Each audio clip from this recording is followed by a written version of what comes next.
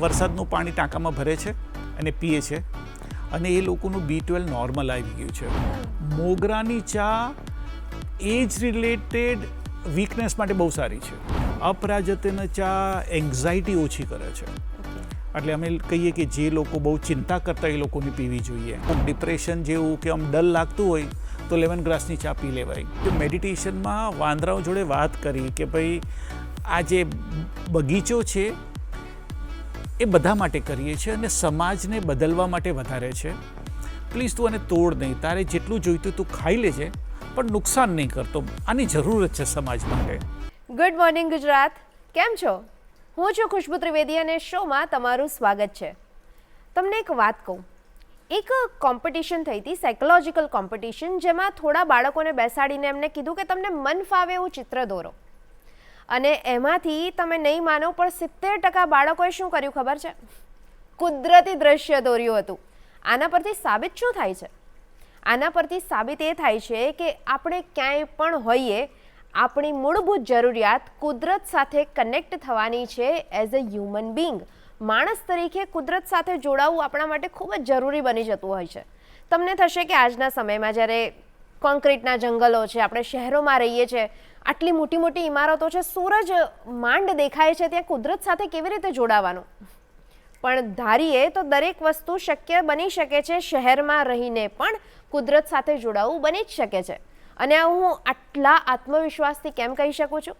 એનું કારણ એ છે કે આજે આપણી સાથે ગેસ્ટ જે જોડાયા છે, એ ગેસ્ટે મને આટલો આત્મવિશ્વાસ આપ્યો છે કેમ કે એ પોતે એવું જીવન જીવે છે. તો આવો મળીએ લોકેન્દ્ર બાલાસરિયા સરને. આવો સર, કેમ છો? બસ મજામાં, thank you. Good morning sir. Good morning sir, આપણે જેમ વાત કરી કુદરત સાથે જોડાવાની ઘટના છે આખી, અને તમારું ઘર જોઈએ અથવા તો તમારી લાઈફસ્ટાઈલ જોઈએ તો બધું કુદરત કુદરત કુદરત છે. તો બિંગ એન આર્કિટેક્ટ, આ કુદરત સાથે જોડાણ કેવી રીતે થયું? બહુ મુદ્દાની વાત છે ખરેખર. એઝ એન આર્કિટેક્ટ અમને તો આંખે જે દેખાય એ જ વધારે સમજાય અને સુંદરતા અમે બનાવીએ એટલે મેન મેડ હેબિટેટ, બરાબર છે, માનવ સર્જિત શહેર ને બધું. હું લેન્ડસ્કેપ ડિઝાઇન બહુ કરતો હતો મારા પ્રોજેક્ટ્સમાં, અને લેન્ડસ્કેપ કરીએ એટલે ઝાડ પાન ને માટી ને પાણી બધું કન્સિડર કરવું પડે. અને એક ટેવ હતી, જ્યારે પ્રોજેક્ટ સાઇટ ઉપર જઈએ, પેલા નવા ઝાડ આવ્યા હોય તો ઘણીવાર એમને અડું અને કહું કે કેમ છો, સારું તમે આવી ગયા, હવે હેલ્ધી રહેજો. આમ ખબર એક નેચરલ એક વસ્તુ હતી કે એવું કરતો હતો. અને ધીમે ધીમે એ લોકો જોડે જે કનેક્શન છે એટલું વધતું ગયું. અને જ્યારે 2-4 જગ્યાએ ઝાડ કપાતા જોયું ત્યારે મેં લોકોને વાત કરી કે કેમ કાપી નાખ્યું તમે આ ઝાડ? તો કે યાર મેન્ટેન નથી થતું, કીડા થાય છે, પાન ખરે છે, કચરો થાય છે, બહુ ત્રાસ છે. મેં કીધું ફાયદા પણ બહુ છે ને. તો કે શું ફાયદા છે? કોઈ ફાયદા નથી. અને ત્યારે એકવાર એવી વાત થઈ કે લોકોને પર્યાવરણ, પ્રકૃતિ, ઝાડપાન વિશે સમજાવવાની જરૂર છે. એ જ્ઞાન જતો રહ્યો છે. અને ત્યારે અમે ટ્રી વોક્સ કરીને સ્ટાર્ટ કરી એક્ટિવિટી કે બીજા શનિવારે સવારે કોઈક જગ્યાએ ભેગા થઈએ, બગીચા કે રસ્તાના ઝાડ વિશે વાત કરીએ, એનું નામ શું છે, ઉંમર શું છે, ફાયદા શું છે, એમાં કયા પક્ષી આવશે, કયા ફૂલ થશે, ક્યારે થશે, એના ફળનો સ્વાદ કેવો હોય, એવી બધી વાતો કરવાની ચાલુ કરી. અને લોકો જોડાતા ગયા, લોકોને બહુ મજા પડી કારણ કે અનનોન સબ્જેક્ટ હતો. અને એ એક્ટિવિટી એટલી મને પણ ગમી ગઈ પ્રોબેબલી કે અમે એને સતત ચાલુ રાખી અને નિસ્વાર્થ ભાવે ચાલુ રાખી. કોઈ પાસે કોઈ ચાર્જ નથી લેતા, કોઈ પણ આવીને જોડાઈ શકે. અને એમાં ખબર નહીં, પ્રકૃતિના આશીર્વાદ કહો કે જે પણ કહો, વધારે નોલેજ મળતું ગયું, વધારે એક્સપિરિયન્સ મળતા ગયા. અને અમે આગળ વધતા ગયા. ઓલમોસ્ટ 13 વર્ષ થઈ ગયા હવે કરતાં. ઓકે. હા. અને એમાંથી પછી એટલી હિંમત આવી કે 2013માં સ્ટાર્ટ કર્યું ટ્રી વોક્સ. 2016માં એવું થયું કે ના, હવે આર્કિટેક્ચરની પ્રેક્ટિસ બહુ કરી. મને 20 વર્ષ થવા આવ્યા હતા ત્યારે, 20 નહીં 25 વર્ષ થવા આવ્યા હતા. પછી થયું કે ના, હવે ઘણું કામ કર્યું, હવે ટોટલ પ્રકૃતિ માટે કામ કરીએ. એટલે 2020માં કોવિડ વખતે ઓફિસ બંધ કરી નાખી, ઓફિસ પ્રિમાઇસીસે વેચી નાખી એટલે દોરી જ ના રહે, અને 24/7 પ્રકૃતિના કામમાં જોડાઈ ગયા. અને હવે તો એટલી મજા આવે છે, હવે લાગે છે કે જીવનમાં કંઈક મિનિંગ વધારે છે. હવે પ્રકૃતિ સાથે કનેક્ટ થવા માટે બીજી બધી વસ્તુઓથી ડિસ્કનેક્ટ કરી દીધું તમે. હા, એટલે એ પણ કરી લીધું હતું, એટલે પર્યાપ્ત માત્રામાં કામ કર્યું હતું. હવે એવું લાગે છે કે પર્યાપ્ત માત્રામાં આ પણ કરીએ અમે એવું. બહુ જ સરસ. Oh my God. સો જ્યારે આપણે પ્રકૃતિની વાત કરીએ કે તમે ટ્રીઝ વોકની વાત કરી અથવા તો તમે બધા અલગ અલગ પક્ષીઓ કે બધું જ ઇકોસિસ્ટમનો ભાગ છે. કોઈ પણ એક વસ્તુ ખોરવાય એટલે આખી સિસ્ટમ ખોરવાય, આખી વ્યવસ્થા ખોરવાય અને જેનું પરિણામ મનુષ્યએ જ ભોગવવું પડતું હોય છે. સો આટલી સીધી સરળ વાત સમજવાની જરૂર છે. કદાચ તમને બહુ જ પહેલાં સમજાઈ ગઈ અને તમે આ સરસ કામ શરૂ કર્યું. તો સર મને તમે એમ કહો કે બિંગ એન આર્કિટેક્ટ તમારી જર્ની કેવી રીતે શરૂ થઈ હતી? તમને કેમ એમાં રસ પડ્યો હતો? હું છે ને બહુ સરસ ડ્રોઈંગ્સ કરતો હતો, પેઇન્ટિંગ બહુ સરસ કરતો હતો જ્યારે સ્કૂલમાં હતો. સ્કૂલમાં ટોપ આર્ટિસ્ટમાં નામ ગણાતું હતું અને ઘણા રિલેટિવ્સ આવતા હતા મોટા શહેરોથી, કારણ કે હું જામનગરથી છું જ્યાં બહુ આર્કિટેક્ચરની વાત નથી થતી. એટલે એ મોટા શહેરના રિલેટિવ્સ આવે કે તારે તો આર્કિટેક્ટ થવું જોઈએ, તારે તો આર્કિટેક્ટ થવું જોઈએ. એટલે એક એમાંથી કંઈક એક ડાયરેક્શન મળ્યું કે પ્રોબ્લી આ કરી શકીએ. 12માં બહુ માર્ક્સ નહોતા આવ્યા કે ડૉક્ટર બનું, એટલે પછી આર્કિટેક્ટનું એક ડાયરેક્શન હતું તો એમાં કર્યું અને ફર્સ્ટ તબક્કે મને એડમિશન મળી ગયું હતું સેપ્ટમાં. એ વખતે 30 સ્ટુડન્ટને એડમિશન આપતા હતા અને મારા ખ્યાલથી કંઈક 6 કે 8 હજાર એપ્લિકેશન હતી, બહુ વધારે એપ્લિકેશન હતી, નેશનલ લેવલની હતી ને ફર્સ્ટ ધડાકે મળી ગયું હતું એડમિશન. એટલે થયું કે ના, probably someone is guiding me into that. એટલે આર્કિટેક્ટ બની ગયા. આર્કિટેક્ચરનો course was a learning experience. બહુ જુદા ટાઈપની વિચારધારા, ઇન્ટરનેશનલ એક્સપોઝર, એ બધું જોયું અને પછી ઇન્ડિપેન્ડન્ટ થિંકિંગની પણ હિંમત મળી. એક ઇનોવેટિવ ડિસ્કનેક્ટેડ થિંકિંગ કરવાની જે હિંમત મળી એ મને સેપ્ટમાંથી મળી અને પ્રોબ્લી એના લીધે હું 2020માં બધું બંધ કરીને આ બાજુ આવતો રહ્યો. એટલે એ હિંમત પ્રોબ્લી ત્યાંથી મળી મને. રાઈટ. એટલે તમે આર્કિટેક્ટ પણ બન્યા એ પણ કુદરતનો જ હુકમ હતો અને તમે ઓફિસ બંધ કરીને હવે કુદરતના ખોળે છો એ પણ કુદરતનો જ હુકમ છે. તો આપણે આગળ તમારી જર્ની વિશે વાત કરી તો ટ્રી વોક છે અને તમે વરસાદી પાણી ઉપર બહુ સરસ કામ કરો છો. તો એ શું કામ કરો છો? વરસાદી પાણી કેમ ઇમ્પોર્ટન્ટ છે? તમારું કામ શું છે? એ બધું જ અમારા દર્શક મિત્રોને તમે જણાવી શકો. બહુ ઇન્ટરેસ્ટિંગ વાત છે કુંજુબેન. અમે છે ને જ્યારે 2016-17માં ટ્રી વોક્સ કરતા હતા ત્યારે અમને થયું કે સાલું અમદાવાદમાં ગુલાબ કેમ નથી ઉગતો? અમદાવાદમાં ગુલાબ નથી થતા. ગુલાબ તમે વરસાદમાં ઉગાડો તો ડિસેમ્બર સુધી મરી જાય છે. એટલે અમારા એક મિત્રએ કીધું કે ગુલાબને જે માટી છે એનું લોઅર પીએચ જોઈએ, માટીમાં પીએચ વધારે છે. એટલે મેં કીધું પીએચ વધારે કેમ છે? તો કે આપણે બોરનું પાણી કાઢીએ છીએ જેમાં TDS બહુ હાઈ છે, જેનું પીએચ હાઈ છે, એટલે તમારી માટીમાં પીએચ વધી જાય છે. સોલ્યુશન શું? તો કે વરસાદનું પાણી તમે ભેગું કરો, માટીમાં આપો. તો કે એટલું બધું તો ક્યાંથી પાણી ભેગું કરીએ? એટલે આ છે ને એક પછી એક બાયણા ખુલતા ગયા અને ખ્યાલ આવ્યો કે પ્રભુએ સૌથી મોટો પાણીનો ટાંકો જમીનના નીચે બનાવી રાખ્યો છે જે મફત છે. આપણે એમાંથી જ પાણી ખેંચીએ છીએ વર્ષોથી, પણ પાણી નાખતા તો છીએ જ નહીં.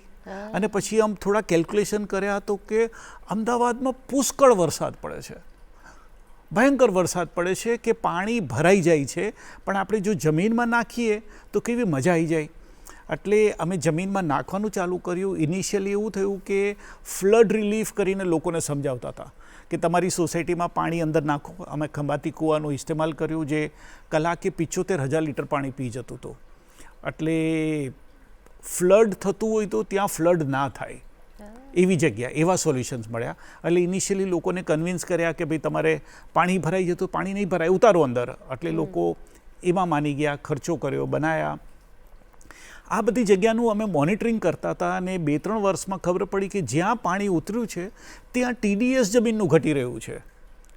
જે પાણી જમીનથી નીચે કાઢીએ છીએ, જેમ નંદનબાગની વાત કરું તો 1700 TDS તો 2021માં જ્યારે અમે ખંભાતી કૂવા કરાયા ત્યારે ધીમે દર વર્ષે એનું TDS 200-300 પોઈન્ટ ઘટતું ગયું.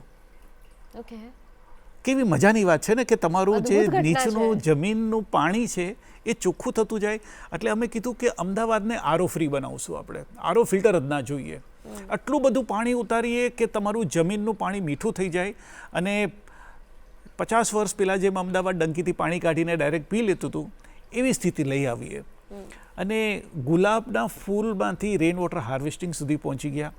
હવે તો ઓલ ઓવર ઇન્ડિયાથી મારા પાસે ફોન આવે છે ગાઈડન્સ માટે, કારણ કે ફ્રી ગાઈડન્સ આપીએ છીએ અમે, કોઈને ચાર્જ નથી કરતા. તો ઓલ ઓવર ઇન્ડિયાથી ફોન આવતા હોય છે, રિક્વેસ્ટ આવતા હોય કે સાહેબ મારે અહીંયા આવી તકલીફ છે, તમે કરો. નેપાલ પાસે કોઈક ગામડામાં ખેતરમાં પાણી ભરાઈ જાય છે વરસાદમાં અને 3 મહિના પાણી રહે છે. પેલા ભાઈનો ફોન આવ્યો મને કે સાહેબ અમને કેટલું નુકસાન થાય છે, અમે 6 મહિના સુધી તો આ જમીન વાપરી નથી શકતા. તો we are giving solution there also. એટલે બહુ મજા આવે, એવું લાગે કે જીવન ખરેખર જીવી રહ્યા છીએ હવે. મજાની જિંદગી છે, મિનિંગફુલ જિંદગી છે. ગુલાબના છોડથી રેઇન વોટર હાર્વેસ્ટિંગ સુધી. અને રેઇન વોટર હાર્વેસ્ટિંગની વાત કરીએ તો અમદાવાદની જ્યારે આપણે પોળો જોઈએ તો પોળોની અંદર ખબર છે એક ચોક હોય, ચોકની અંદર એક કૂવા હોય અંદર, અને ઇનબિલ્ટ આવતા હતા. તો એ કૂવા પણ આ વરસાદી પાણી માટે જ હતા. અને એની તો બહુ સરસ વાત છે, તમે બહુ ઇન્ટરેસ્ટિંગ ટોપિક કર્યો છે. અમદાવાદમાં અમે લોકોને એવું કહીએ છીએ કે વરસાદનું પાણી પીઓ, સારામાં સારું પાણી છે, પ્રકૃતિનું પાણી છે. અને ઘણા લોકોએ જે પાણી પીવા માંડ્યા તો એમનું B12 ઘટી ગયું, વધી ગયું. જે B12 એવું રિસર્ચ કહે છે કે ભારતમાં 50% થી 80% લોકોને B12 ડેફિશિયન્સી છે. સૌથી વધારે વેચાતી દવા D3 અને B12ની ગોળીઓ છે. આ ફેમિલીઝ વરસાદનું પાણી ટાંકામાં ભરે છે અને પીએ છે, અને એ લોકોનું B12 નોર્મલ આવી ગયું છે. એટલે અમને એટલી મજા પડી, એટલે અમે એના ઉપર વધારે રિસર્ચ કર્યું. અમદાવાદના ટાંકા જોવા ગયા, નેચરોપેથ્સ જોડે વાત કરી, અને એક નેચરોપેથે બહુ સરસ કીધું મને કે તમે ટાંકાનું મોઢું જુઓ ને તો એટલું નાનું છે કે માણસ અંદર ના જઈ શકે. એટલે એનો અર્થ કે એ ટાંકા 3 જનરેશન સુધી સાફ નથી થયા. એમાં જે પાણી છે 3 જનરેશનથી ભરાઈ છે ને લોકો પીવે છે ને હજી ચોખ્ખું પાણી છે. સો હી ટોલ્ડ મી કે એમાં એક માઇક્રોબિયલ કન્ટેન્ટ થાય છે which is very good for our digestive system. તો આપણે જે અલ્ટ્રા ક્લીન પાણી કરીએ છીએ આરઓમાં અને 7 સ્ટેજ ફિલ્ટરેશનમાં આપણે બધું કાઢી નાખીએ છીએ. તો અમે કહીએ છીએ સ્વચ્છ નહીં પણ સ્વસ્થ પાણી, હેલ્ધી વોટર. એટલે જે તમે ટાંકાની વાત કરો છો એવા ટાંકા હવે નવા ઘરોમાં અમે ગાઈડ કરીએ છીએ લોકોને કે વરસાદનું પાણી ભરો. મારો ફ્લેટ છે પણ હું વરસાદનું પાણી ભરીને પીઉં છું આખું વરસ. મારી વાઈફને એ જ પાણી ગમે છે, કે છે કે આ આટલું હળવું પાણી છે કે મજા પડે છે. તો જ્યારે તમે ફ્લેટમાં રહેતા હો ત્યારે તો સોસાયટીની જ્યારે પરમિશન ના હોય ત્યાં સુધી તમે કોઈ ખંભાતી કૂવો કે ટાંકા ન કરી શકો, તો ફ્લેટવાળાનું સોલ્યુશન શું?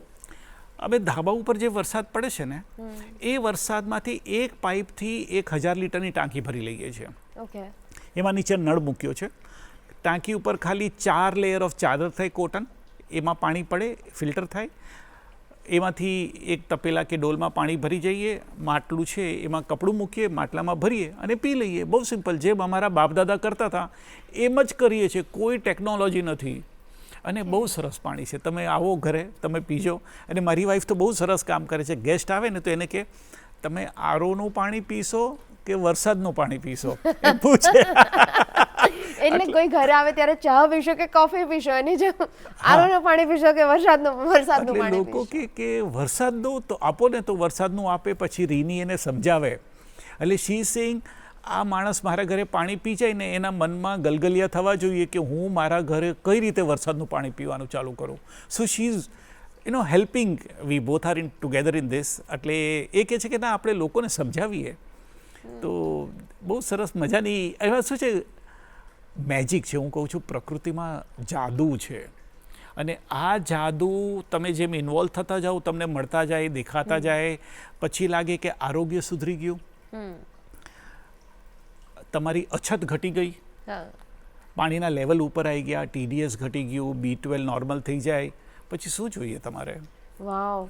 અને સર તમે ઓલરેડી કદાચ જવાબ આપ્યો છે, પણ મને એ પ્રશ્ન થાય છે કે વરસાદનું પાણી અત્યારે ઘણા ન્યૂઝમાં પણ આવતું હોય કે ઘણા પેરેન્ટ્સ પણ હોય કે એમને એવું થાય કે વરસાદનું પાણી થોડું ડાયરેક્ટ પીવડાવાય, એ તો ચોખ્ખું હોય, એ આવું ના હોય, એ ગંદુ ના હોય, ફિલ્ટર ના કરવું પડે, આ બધા 50 જાતના પ્રશ્નો આવે. તો વરસાદનું પાણી ચોખ્ખું હોય? ચોખ્ખું હોય એટલે પેલો વરસાદ જવા દેવાય. પછી જ્યારે ચાલુ વરસાદ હોય તો પેલું 5-7 મિનિટ ધાબાનું પાણી જતા રહેવા દેવાય, અને પછી પાણી ભરાય. એટલે એમાં થોડુંક પર્યાવરણના થોડાક રજકણો આવે છે, પણ એ રજકણો જેમાં ડૉક્ટરે મને સમજાવ્યું એ આપણા સ્વાસ્થ્ય માટે સારા છે. અને એ પાણી તમે ભરી રાખો તો એકદમ પરફેક્ટ સારું પાણી છે. બેંગ્લોરમાં એક પરિવાર છે જે છેલ્લા 35 વર્ષથી આ પાણી પીએ છે અને they are perfectly healthy. Okay. જેસલમેરના લોકો વર્ષોથી પીએ છે. અમદાવાદના પોળોના લોકો પીતા હતા, પણ અંગ્રેજોએ કોઈક એપિડેમિકમાં બંધ કરી નાખ્યા ટાંકા ઘણા બધા, એટલે રહી ગયા. પણ જે ખુલ્લા છે એ લોકો હજી પીવે છે. સો વરસાદી પાણી I think is the best water, seriously. હું નાની હતી ને ત્યારે હું પોળમાં રહેતી હતી, તો અમારા ઘરે ટાંકો હતો. અચ્છા. અને એમાંથી અમે લોકો પાણી પીતા હતા, એટલે મને યાદ છે કે પોળમાં ટાંકા હોય છે. હા, હોય છે, હજુ છે.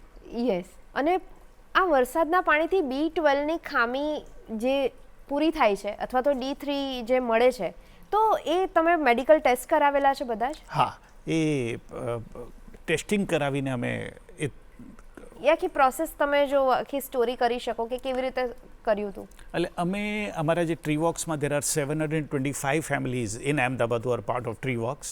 ટ્રીવોક્સ હવે ગુજરાતના 4 શહેરોમાં છે: હિંમતનગર, બરોડા, ભાવનગર અને અમદાવાદ. તો અમે લોકોને એવું કહીએ છીએ કે આ તમે પ્લીઝ પીઓ અને ચાલુ કરો એટલે તમારું B12, D3 ચેકઅપ કરાવી લેજો, અને પછી 6 મહિના પછી ફરી ચેક કરાવીને પ્લીઝ અમને કહેજો.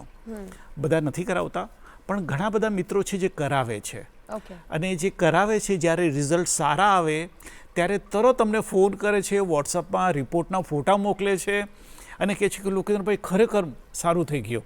અને એ રિઝલ્ટ બેઝ છે, સાયન્ટિફિક પ્રૂફ જોડે છે અમારા પાસે, એટલે તો જ અમે બિલીવ કરીએ છીએ. નકર આમ કે લોકો સારું લાગે છે તો સારું તો ઘણા કારણોસર લાગી શકે, પણ B12 કે D3 સારું થયું છે એટલે સાયન્ટિફિકલી પ્રૂવન આખી ઘટના છે. પ્રૂવન છે. બહુ જ સરસ વાત છે. તો લોકેન્દ્રભાઈ, જ્યારે આપણે પાણીની વાત કરીએ કે જ્યારે ટ્રીઝની વાત કરીએ, તો આપણા ઘરની અંદર પણ આપણને છોડ હોય તો ગમે, પ્લાન્ટેશન હોય તો ગમે, આસપાસ કંઈક ગ્રીન હોય ને તો ગમે, અને તો ફ્લાવર્સ પણ હોય તો કલરફુલ હોય તો આપણું મન પણ પ્રફુલ્લિત રહે. તમારા ઘરની અંદર કયા કયા છોડ અને કયા કયા ઝાડ છે? મારા ઘરે ઓલમોસ્ટ 300 જેટલા પ્લાન્ટ્સ છે. ઓકે. અને અમે એને રોટેટ કરતા રહીએ છીએ, કારણ કે હું શીખવા ઈચ્છું છું.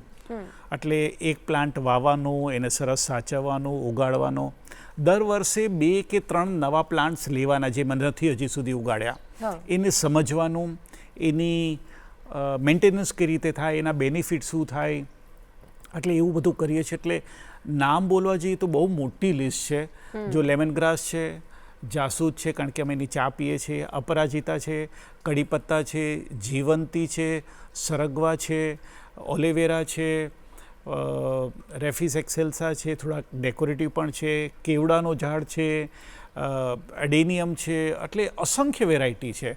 ઇન્સ્યુલિનનું પ્લાન્ટ છે, એટલે બહુ પથ્થરચટ્ટા છે, હાડજોડ છે. ઓકે. તો જ્યારે આપણે પ્લાન્ટ્સની વાત કરીએ તો અત્યારે એક ટ્રેન્ડ નીકળ્યો છે કે બેડરૂમની અંદર પેલું ઓક્સિજન જનરેટ કરે એવા પ્લાન્ટ્સ રાખવાનો, કે ઘરની અંદર એવા પ્લાન્ટ્સ રાખવાનો. અને તો એ બધા પ્લાન્ટ્સ કેટલા યુઝફુલ હોય છે? અને જો ઘરની અંદર પ્લાન્ટ રાખવા હોય કે ઓછા મેન્ટેનન્સવાળા હોય, અથવા તો એ એની જાતે પોતાની જાતે પોતે પોષણ લઈ લે, અથવા તો 1-2 દિવસે એક વખત પાણી આપી અને થઈ જાય, એવા પ્લાન્ટ્સ કયા જે ઘરમાં રાખી શકાય? બહુ ઘણી બધી મોટી લિસ્ટ છે ખરેખર. તમે મની પ્લાન્ટ ઉગાડી જ શકો છો, રેફિસ ઉગાડી શકો છો, ચામાડોરિયા ઉગાડી શકો છો, ઝીઝી પ્લાન્ટ છે, પછી આ જે મધર ઇન લોઝ ટંગની આખી રેન્જ છે એ બધી ઉગાડી શકો છો, સિંગોનિયમ છે, ઘણા બધા પ્લાન્ટ છે. ઇન્ડોર પ્લાન્ટ્સમાં 2-3 કાળજી રાખવી પડે છે કે ઇન્ડોર પ્લાન્ટમાં પાણી બહુ ઓછું જોઈએ છે. મોટાભાગના ઇન્ડોર પ્લાન્ટમાં અઠવાડિયે કે 15 દિવસે એકવાર જ પાણી આપવું હોય છે. એટલે મારી ઓફિસમાં તો હું દાળ સર્વ કરવાની ચમચ હતી ને, મેં મારા સ્ટાફને આપી હતી કે તમે દર બુધવારે 1 ચમચ જ પાણી આપજો, વધારે નહીં આપતો. ઇન્ડોર પ્લાન્ટ્સ મરી જવાનું સૌથી મોટું કારણ છે એક્સેસ વોટર. આપણે 2-4 દિવસે પાણી આપી દઈએ, ગરમી હોય ત્યારે વધારે આપી દઈએ, એટલે રૂટ રોટ થઈ જાય અને પ્લાન્ટ મરી જાય. જો ઇન્ડોર હોય તો પાણી તમારે 10-15 દિવસે એકવાર જ આપવાનું, તો પ્લાન્ટ હેલ્ધી રહેશે, વાંધો નહીં આવે. અને બીજું છે લાઇટ, એટલે એમાં ફોનમાં લક્સ મીટર આવે છે પ્લે સ્ટોરથી, એ લક્સ મીટર તમે ઇન્સ્ટોલ કરો. 1000થી 1200 લક્સવાળી કન્ડિશનમાં જ પ્લાન્ટ મૂકવાનું. એના કરતાં ઓછી લાઇટ હોય તો રાતે પ્લાન્ટને બહાર મૂકી દો, સવારે મોર્નિંગ સન એને આવે 2-4 કલાક પછી અંદર લઈ લો, તો પછી ઝાડ રહેશે. એટલે બહુ સરળ છે આમ તો, ખાલી જાણવાની જરૂર છે. વાવ.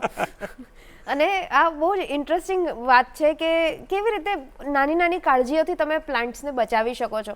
આ વાત કરવાની ખૂબ જ મજા પડી રહી છે, પણ કાર્યક્રમમાં અત્યારે નાનકડો વિરામ લેવો પડશે. દર્શક મિત્રો, તમે ક્યાંય જતા નહીં. વિરામની પેલે પાર મળી રહ્યા છે, ઘણી બીજી વાતો કરવાની બાકી છે. મળીએ.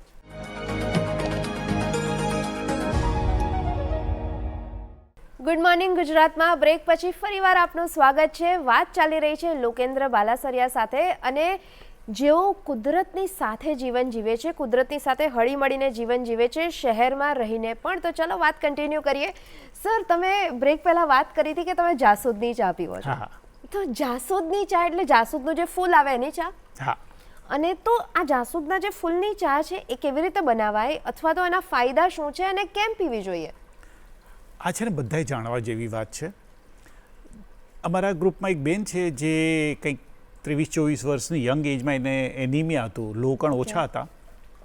કોક નેચરોપેથે એમને જાસૂદની ચા પીવાનું કીધું. એમને 6-8 મહિના પીધી અને એમનું જે લોહકણ પ્રોબ્લી 9 કે 10 હતા એ સીધા કંઈક 13 ઉપર આવી ગયા. અને એવું કહે છે કે આજે 65 વર્ષના છે. એ કહે છે કે આજે પણ મારું હેમોગ્લોબિન 3.5 જેવું 13.5 જેવું છે. And her conclusion was that this is a life long permanent treatment. Iron tablet જેવું નથી કે તમે બંધ કરો એટલે પાછું પડી જાય. સો વી સ્ટાર્ટેડ એક્સપેરિમેન્ટિંગ. એટલે તમારે દેશી જાસૂદના લાલ ફૂલ 5 પાંખડીવાળા, એને વચ્ચેનું પોલન કાઢી નાખવાનું, પાછળનું ગ્રીન હોલ્ડર કાઢી નાખવાનું, ગરમ કરવાનું પાણી, ગેસ બંધ કરવાની, ઉકાળતું પાણી બંધ થઈ જાય, પછી એમાં 2 ફૂલ નાખીને ઢાંકીને 5 મિનિટ મૂકો એટલે બધું લાલ કલર પાણીમાં આવી જાય. દેટ ઇઝ યોર જાસૂદની ચા. એમાં તમે ગોળ નાખી શકો, દાલચીની નાખી શકો, લીંબુ નાખી શકો એઝ પર યોર ટેસ્ટ, અને એ તમે નિરાતે પી શકો. એના 3-4 ફાયદા છે. હેમોગ્લોબિન મેં તમને કીધું પરમાનન્ટ સુધરી જાય છે. It decreases high BP. જેને હાઈ બીપી એવું ઘટી જાય છે, એટલે લો બીપીવાળા થોડુંક ઓછું કે ધ્યાનથી પીવાની. એનાથી ગાયનેક હેલ્થ સુધરે છે, હોર્મોન બેલેન્સ સુધરે છે. અને હવે તો ટ્રી વોકમાં અમારા ગ્રુપમાં એવું થઈ ગયું છે કે લોકો કોક આમ ડૉક્ટર કહે ને કે ભાઈ તમારું આયર્ન લેવલ ઓછું છે, એટલે ગ્રુપમાં લખે ભાઈ મારે જાસૂદ જોઈએ છે, તો કોક એને કુંડો આપી જાય કે ભાઈ આ જાસૂદ ચાલ તું પીવાનું ચાલુ કર. And after 4-5 months or 8 months they would report us કે મારું હેમોગ્લોબિન બહુ સરસ થઈ ગયું. દેર ઇઝ અ લેડી જે જાસૂદના ફૂલને ડ્રાય કરીને પાવડર બનાવે છે. અમેરિકા જાય તો એની ડોટર માટે લઈ જાય અને ત્યાં એની ચા બનાવીને એને પીવડાવે કે બેટા તારી તબિયત સારી રહે. એટલે જાસૂદ ઇઝ ફેબ્યુલસ. અમે કચ્છના બહેનોને શીખડાવી છે ગામોમાં, અને એ લોકોને એટલો ફાયદો થયો છે. એ બહેનો બીજા ગામોમાં જઈને શીખડાવે છે દીકરીઓને કે એનાથી જો સુધરી જતું તો why not. You know we have taught this in different parts of the country now, અને લોકો બધા પીએ છે આનંદથી. બહુ ટેસ્ટી હોય છે, સારી હોય છે, અને બેનિફિટ્સ બહુ સારા છે. સિમિલરલી ઘણા બધા ફૂલ છે ભારતમાં જે આર એડિબલ ફ્લાવર્સ.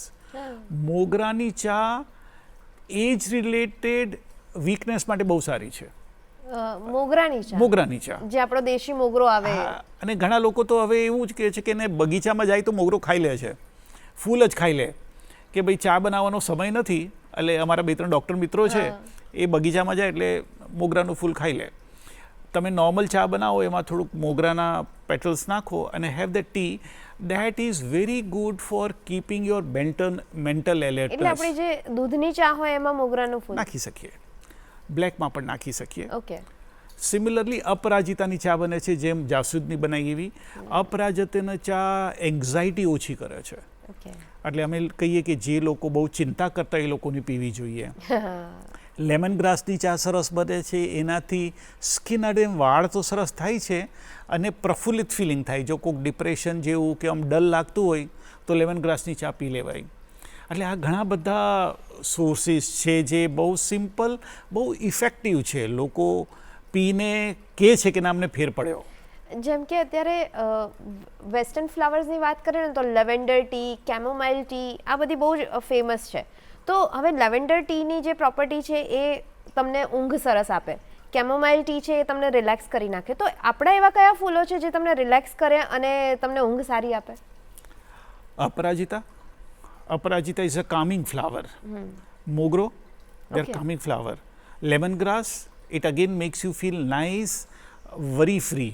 ઓકે બરોબર છે. આ બધા સરસ છે અને સારી વસ્તુ છે, જેટલું ફ્રેશ વાપરો એટલું સરસ. ઓકે. અને આપણા દેશમાં ઉગે છે તો ઉગાડીને વાવો ને ખાઓ. જે મોગરો તો આપણે ઘરમાં ઉગાડી શકીએ, ગુલાબ પણ ઉગાડી શકીએ. ગુલાબની ચા બને? ગુલાબનું ગુલકંદ બહુ સરસ બને છે, ચા ખબર નથી. ઓકે, તો હવે આપણે આ ફ્લાવર્સની મેડિસિનલ પ્રોપર્ટીની વાત કરીએ અને બહુ જ મેજિકલ છે આખી ઘટના કે તમે ખાલી કુદરતની સાથે રહીને તમે કંઈ પણ ખાલી પ્રયોગ કરશો તો પણ તમને એના રિઝલ્ટ્સ મળશે, જે તમારી વાત પરથી સમજાઈ રહ્યું છે. તો હવે તમે છે ને એક બહુ ઇન્ટરેસ્ટિંગ વાત કરી હતી મને કે તમારા ઘરમાં છે ને બહુ બધા વાંદરા આવતા હતા અને વાંદરાઓ હવે તોડફોડ નથી કરતા. એ આખી સ્ટોરી શું છે? વી રિયલાઇઝ કે હું પણ પ્રકૃતિનો જ ભાગ છું. હું પ્રકૃતિથી જુદો નથી. પણ અમે માનવ બધા છે ને પ્રકૃતિથી વિખૂટા પડી ગયા છીએ. જેમ આપણે ગાડીમાં કાચ બંધ કરીને એસી ચલાવીને મ્યુઝિક ચાલુ કરીને આપણે બહારના દુનિયાથી ડિસ્કનેક્ટ થઈ જઈએ છીએ. Somewhere we have disconnected and when we started connecting we realise કે આ બધા પણ આપણા જેટલા જ સમજદાર છે અને ઘણા જીવો તો આપણા કરતાં પહેલાંથી આ પૃથ્વી ઉપર છે.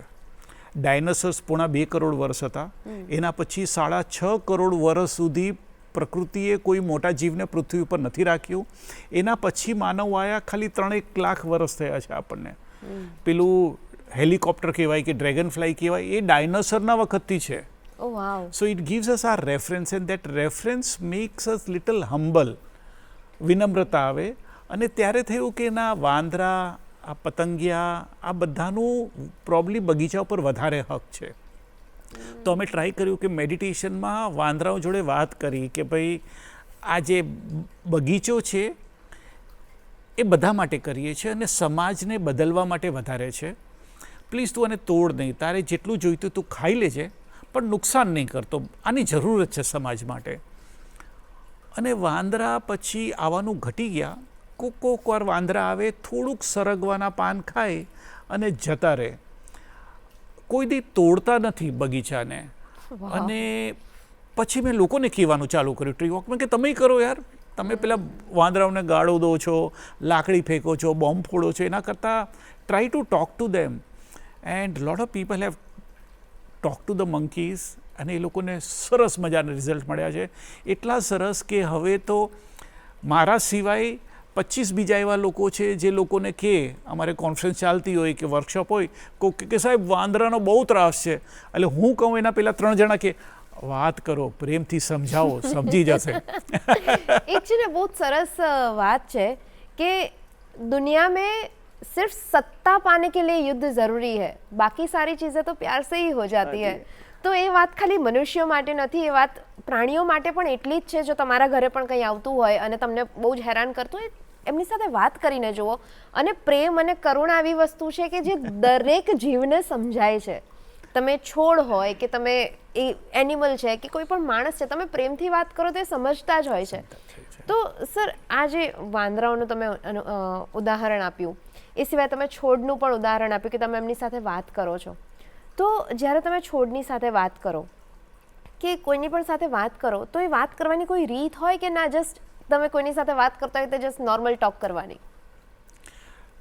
વી કન્ડક્ટ વર્કશોપ્સ. હવે લોકોને શીખડાવીએ છીએ ઝાડો જોડે વાત કરવાની અને 2-way કોમ્યુનિકેશન. તમારે એમને વાત કરવાની અને એ તમને કંઈક વાત કરે.